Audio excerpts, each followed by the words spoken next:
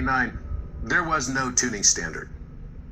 In 1939, an international organization decided to put together a global tuning standard. It was headed by John D. Rockefeller and his organization.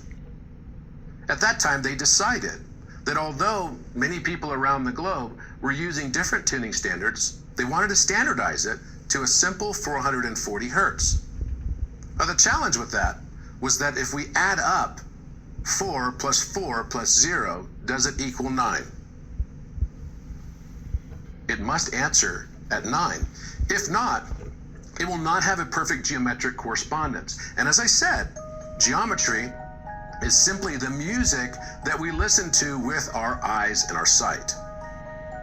Maybe when music has been written by the likes of Bach and Verdi and Mozart, they intended to have certain notes have certain emotional qualities and texture and context come along with them. There's a certain quality that is intended to provide a contrast.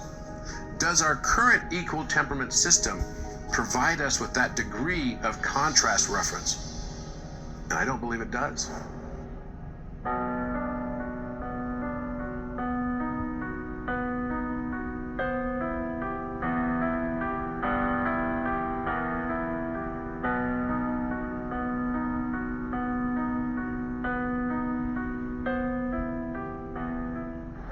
So what happens if we now change that process?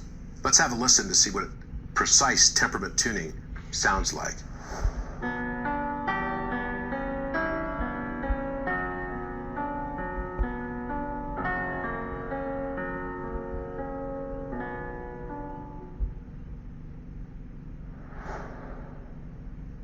Isn't that beautiful? Now, where else do we see music coming in the form of matter? Well, we see it in even the periodic table of elements. Mendeleev refers to the periodic table on a linear table, but nothing in nature is on a linear table. Instead, it's a spiral. We've renamed that the periodic wave of elements, where every single element in the periodic wave is just another musical representation from a family of notes created from perfect fifths and major thirds. Even isotope relationships on this periodic wave are created from the musical interval relationships that exist inherent to nature. All of it operating off the simple principle as well of a base 9 mathematics. If we look at the polygons that are all around us every day, an equilateral triangle is a good place to start. Equilateral meaning that it has 3 angles that are interior angles, and each is 60 degrees. They sum to 180 degrees. Notice 1 plus 8 plus 0 equals 9. Let's move on to a square. 360 degrees are the sum of angles, of the interior angles of a square. 360 degrees is 3 plus 6 plus 0 equals 9. How about moving on now to a pentagon? 540 degrees is the sum of its interior angles. 5 plus 4 plus 0 equals 9. Now, what if we made a conversion for those different geometric forms that we call polygons, and we converted simply each of their values into Hertz frequencies using the exact same conversion value? What do we get? Well, nothing other than the most beautiful 5-part harmony of F sharp major chord. What we're seeing with our eyes is really just the F sharp major chord in 5-part harmony, and we're looking at it as polygonal geometric forms. Now, you might ask, well, is this true for 3-dimensional geometry as well? And how about hypercubes and tesseracts? The answer is yes. You will not find a geometric form that exists in the Archimedean solids or Platonic solids, or what's also called and referred to as the Catalan dual solids even, that doesn't sum to the number 9. If this is the case, shouldn't we be looking differently at how and what we allow the music to enter into our lives to be. Maybe also this is why we're so attracted to geometric forms. Maybe at a subtle level, our brains are nothing more than QR code readers as we look at geometry all around us every moment of every day, always looking for the signature of the source.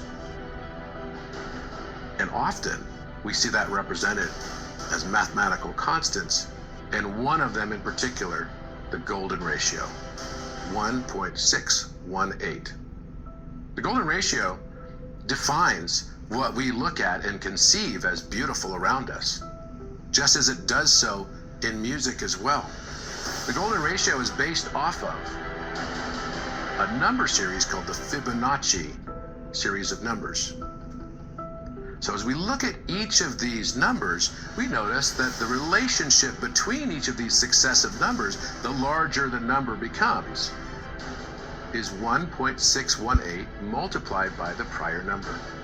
Maybe this relationship is something so much more fundamental that we should all be studying to understand it, because it becomes the signature of universal source.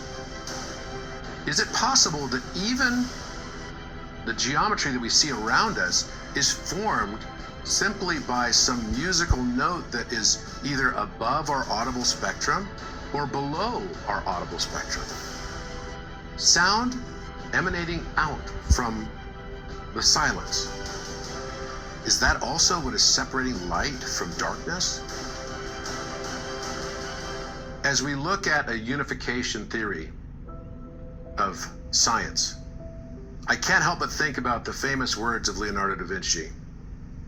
Learn the art of science and study the science of art. Realize that everything is connected. Learn how to see. I believe fundamentally that the way for us to learn how to see is first and foremost to notice that everything is connected. There is no action that we see in this world that doesn't have an underlying relationship to another action.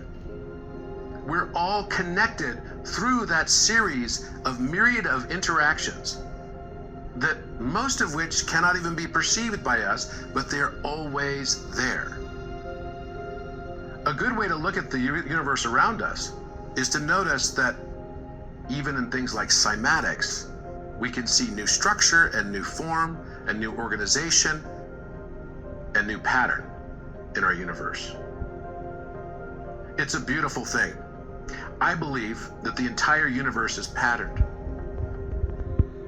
What we refer to as random is really only the parts of the universe that we haven't figured out the encryptions for yet. The encryption exists, the pattern exists. It's just above and beyond our zone of perception and intelligence. Let me talk a